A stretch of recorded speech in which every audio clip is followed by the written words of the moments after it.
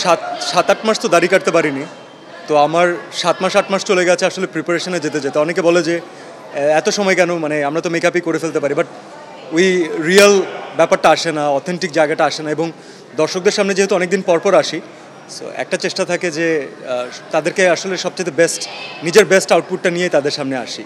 তারা যেন যেটা ফিল করে, তারা যেটা দেখতে পারবেন সেটা যেন তারা এক্সপিরিয়েন্স করতে পারেন। That's why we call cinema an experience.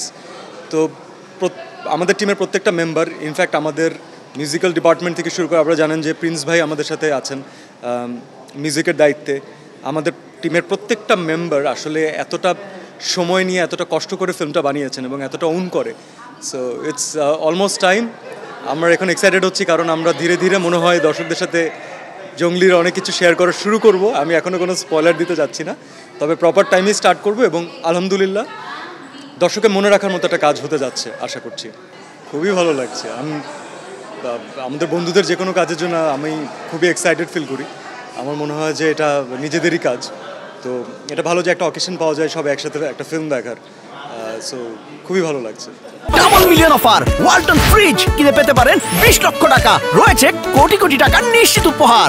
আমি যতটুকু ট্রেলার দেখেছি, আমি শাওনের কাছ থেকে শুনেছি, দিঘির কাছ থেকে শুনেছি, যেহেতু দিঘি আমাদের সাথে পরবর্তীতে শুটিংয়ে ছিল, তো আমি যতটুকু শুনেছি যে this is a very fun movie.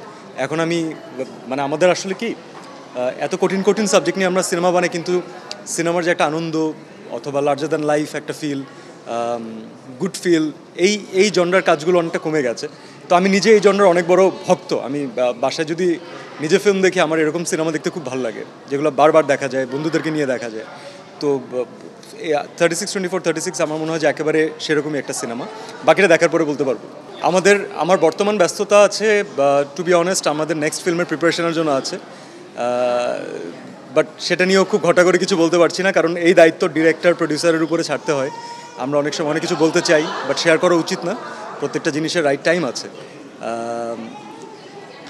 এটাও ইন্টারেস্টিং কিছু একটা হতে যাচ্ছে। আর যেহেতু এতদিন পর আসি, একটা মাথায় কাজ করে যে যখন যেটা ফিল করব দর্শকদের জন্য, আমি নিজে কনভিন্সড, আমি নিজে এক্সাইটেড, ঠিক তখনই দর্শকদের সামনে আসবো। না হলে এত সিনেমা করে ওই আরামটা আসলে লাগে না। দরজা জানা লাগিয়ে বাচ্চাকে নিয়ে কোকোমেলনের গান শুনবো আর ঘুমাবো। হয় কি, লাইফের এক একটা ফেজে আমরা এক একটা জিনিস এক্সপিরিয়েন্স করি। তো এখন আমার ওই ফেজটা যাচ্ছে যে আসলে আমার বাচ্চার জন্য যেটা এন্টারটেনমেন্ট, তার জন্য যেটা উদযাপন, আমার জন্য সেটাই। তো ও যেটাতে পছন্দ করবে, ও যা করতে ভালোবাসে, ও এখন কোকোমেলন দেখতে পছন্দ করে, বাংলাদেশে গান শুনতে পছন্দ করে, ড্যান্স নাম্বার পছন্দ করে। তো আমার সময় যে এভাবেই কাটে। তো 31st হোক অথবা ঈদ হোক, এখন সব প্ল্যান আসলে ওকে নিয়েই হয়। আগে অনেকটা নিজেদের কেন্দ্রিক ছিল, বাট যারা প্যারেন্টস আম শিওর যে তারা রিলেট করতে পারবেন, জগৎটা এখন বাচ্চা কেন্দ্রিক হয়ে গেছে। ইনশাআল্লাহ ওকে নিয়ে যা প্ল্যান করা সেটাই হবে, ও যেটা পছন্দ করবে।